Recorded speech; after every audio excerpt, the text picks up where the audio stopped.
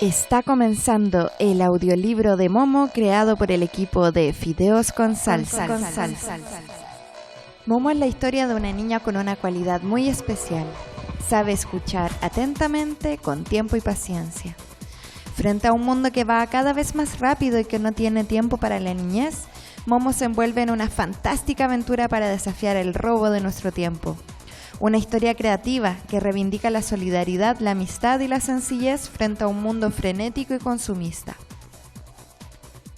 Momo, tercera parte, las flores horarias.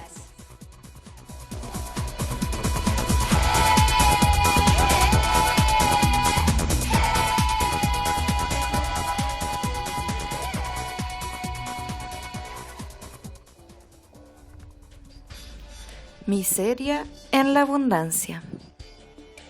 ¿Y bien, a dónde vamos?, preguntó el chofer cuando Momo volvió a sentarse a su lado en el gran coche de Gigi. La niña miraba ante sí consternada. ¿Qué debía decirle? ¿A dónde quería ir? Tenía que buscar a Casiopea. Pero ¿dónde? ¿Y dónde y cuándo la había perdido? Durante todo el viaje con Gigi ya no estaba con ella, de eso estaba segura Momo. Así que delante de la casa de Gigi, y entonces recordó que en el caparazón había aparecido a Dios y buscarte. Estaba claro que Casiopea había sabido de antemano que se iban a perder, de modo que iría a buscar a Momo. ¿Pero dónde debía buscar Momo a Casiopea? ¿Qué? ¿No te aclaras?, preguntó el chofer mientras tamborileaba con los dedos sobre el volante. Tengo otras cosas que hacer que llevarte a ti de paseo. A casa de Gigi, por favor, contestó Momo. El chofer la miró un tanto sorprendido. Creía que tenía que llevarte a tu casa. ¿O acaso vas a vivir con nosotros? No, contestó Momo. He olvidado algo en la calle y ahora he de buscarlo. Al chofer le pareció bien, porque de todos modos tenía que ir ahí. Cuando llegaron ante la villa de Gigi, Momo se puso a mirar y empezó enseguida a buscar a los alrededores. Casiopea llamaba una y otra vez en voz alta. ¡Casiopea! ¿Qué es lo que buscas?, le preguntó el chofer desde la ventanilla del coche. La tortuga del maestro, Ora, respondió Momo. Se llama Casiopea y siempre sabe el futuro con media hora de antelación. Y escribe en su caparazón. Tengo que encontrarla. ¿Me ayudas, por favor? No tengo tiempo para esas bromas estúpidas, gruñó, y atravesó la puerta, que se cerró tras el coche. Así que Momo siguió buscando sola, registró toda la calle, pero no vio a Casiopea.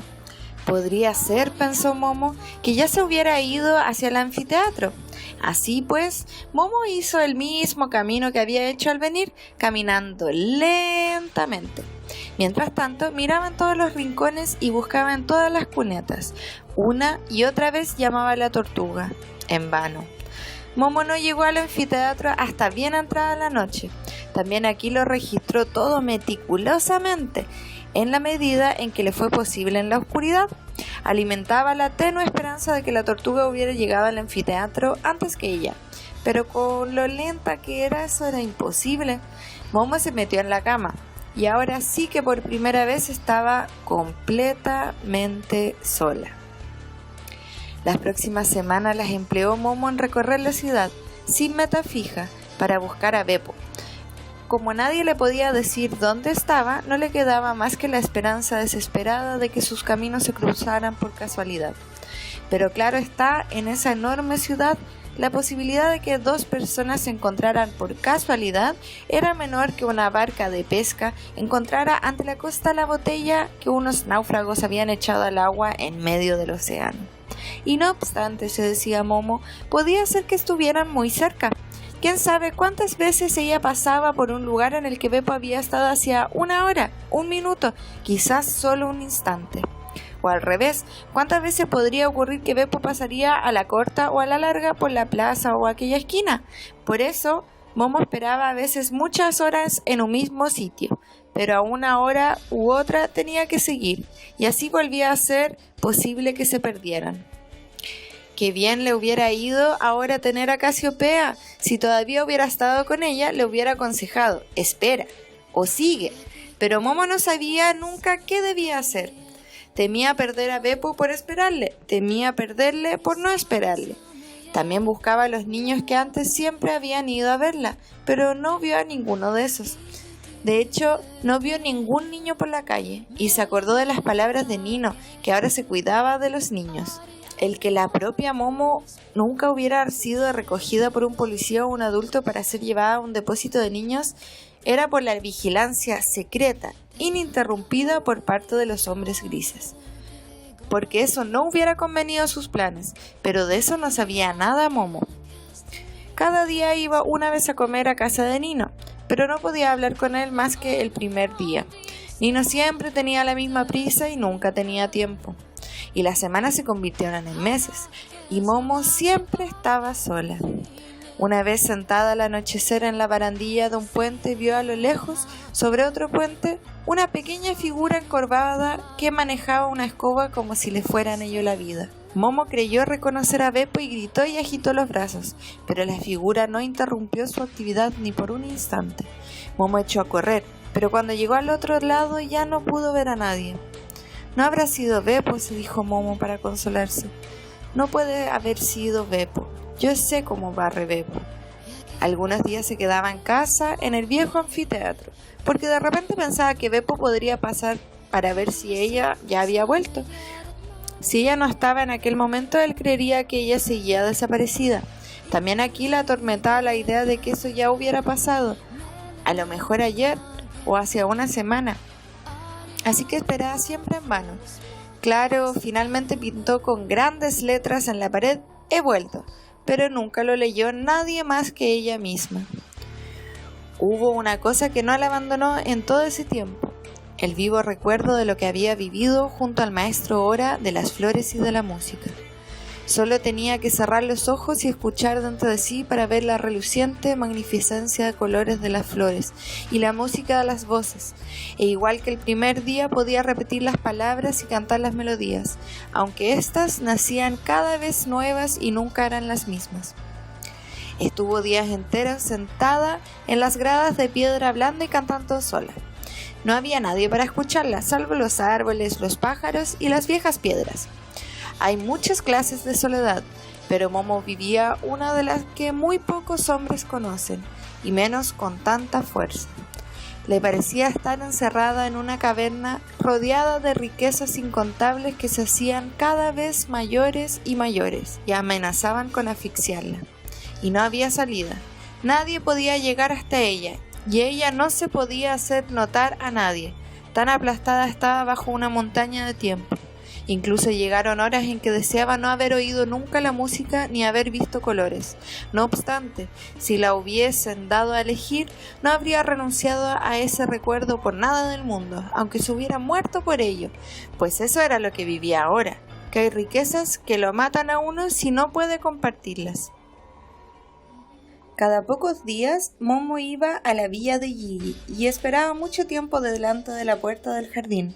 Esperaba volver a verle una vez más. Mientras tanto, estaba de acuerdo con todo. Quería quedarse con él, escucharle y hablarle, aunque no fuera como antes, pero la puerta no volvió a abrirse nunca más. Fueron pocos meses los que pasaron así, y no obstante, fue la temporada más larga que Momo experimentó jamás, porque el verdadero tiempo no se puede medir con el reloj o el calendario. Poco se puede explicar de una soledad así. Quizás baste con decir lo siguiente. Si Momo hubiera sabido encontrar el camino hasta el maestro Ora, y lo intentó muchas veces, habría ido y le habría pedido que no le concediera más tiempo, o que le dejase quedarse con él en la casa de ninguna parte para siempre. Pero sin Casiopea no sabía cómo encontrar el camino, y Casiopea seguía perdida. ¿Acaso había vuelto hacía tiempo junto al maestro Ora, o se había perdido en algún lugar del mundo? El caso es que no volvió. En lugar de eso ocurrió otra cosa muy distinta. Un día Momo se encontró en la ciudad con 3 niños que antes siempre iban a verla. Se trataba de Paolo, Blanco y María, que entonces siempre llevaban a su hermanito Dedé. Los 3 tenían un aspecto muy diferente. Llevaban una especie de uniforme gris y sus caras parecían notablemente rígidas y sin vida. Incluso cuando Momo los saludó jubilosamente, apenas sonrieron. «Los he estado buscando tanto», dijo Momo sin aliento. «¿Quieren volver conmigo ahora? Los tres intercambiaron una mirada y después movieron la cabeza negativamente. ¿Mañana quizás?, preguntó Momo. ¿O pasado? Los tres volvieron a mover la cabeza. Vuelvan, les pidió Momo. Si antes siempre venían. Antes, contestó Paolo, pero ahora todo es diferente. No nos dejan perder el tiempo inútilmente. Pero si no lo hemos hecho nunca, dijo Momo. Sí, era bonito, dijo María, pero eso no importa. Los tres niños siguieron adelante a toda prisa. Momo caminó a su lado. ¿Y a dónde van?, quiso saber. A la clase de juegos, contestó Blanco. Ahí aprendemos a jugar. ¿A qué?, preguntó Momo. Hoy jugamos a tarjetas perforadas, explicó Paolo. Es muy útil, pero hay que prestar mucha atención. ¿Y cómo funciona? Cada uno de nosotros representa una tarjeta perforada. Cada tarjeta perforada contiene un gran número de indicadores, la talla, edad, peso y así. Pero claro, no lo que es en realidad, porque sería demasiado sencillo. A veces no son más que números largos, por ejemplo, MUX-763-Y. Entonces nos mezclan y nos meten en un archivo, y entonces uno de nosotros ha de encontrar una ficha determinada. Tiene que hacer preguntas de tal manera que elimina todas las demás tarjetas y se quede con una sola. El que lo hace más deprisa ha ganado. ¿Y eso es divertido?, preguntó Momo dudosa. Eso no importa, dijo María un poco miedosa. No se puede hablar así. ¿Y qué es lo que importa?, quiso saber Momo. El que sea útil para el futuro, contestó Paolo. Mientras tanto habían llegado delante de la puerta de una casa grande gris. Depósito de niños, decía encima de la puerta. Tengo tantas cosas que contarles, dijo Momo. Puede que algún día volvamos a vernos, contestó María triste. A su alrededor había más niños que entraban todos por la puerta. Todos tenían el mismo aspecto que los amigos de Momo.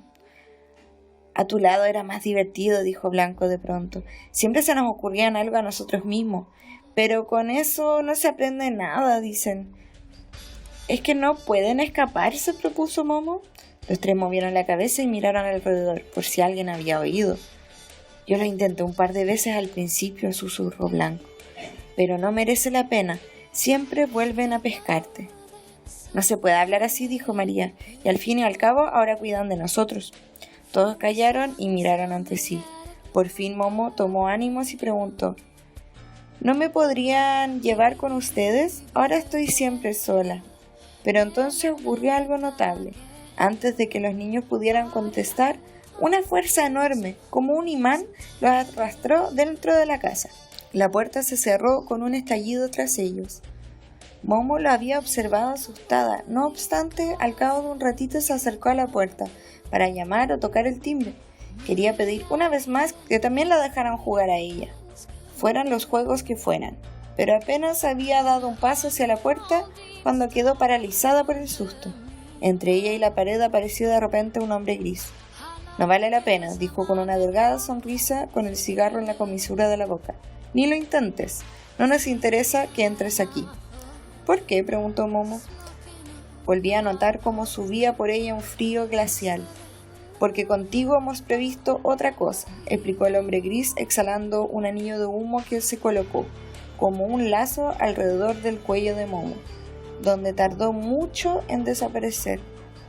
Pasaba la gente, pero todos tenían mucha prisa. Momo señaló con el dedo hacia el hombre gris y quiso gritar pidiendo auxilio, pero no pudo producir ningún sonido. «Déjalo estar», dijo el hombre gris, mientras soltaba una risa cenicienta, sin alegría. ¿Tampoco nos conoces todavía? ¿No sabes todavía lo poderosos que somos? Te hemos quitado todos tus amigos, nadie puede ayudarte, y también nosotros podemos hacer contigo lo que queramos, pero todavía te perdonamos, como puedes ver. ¿Por qué?, pudo preguntar Momo con esfuerzo. Porque queremos que nos hagas un pequeño favor, respondió el hombre gris. Si eres razonable, puedes ganar mucho para ti y para tus amigos. ¿Qué te parece? Bien, susurró. El hombre gris sonrió. Entonces nos encontraremos a medianoche para una discusión. Momo sintió mudo, pero el hombre gris ya no estaba. Solo quedaba en el aire el humo de su cigarro. No había dicho dónde tenían que encontrarse.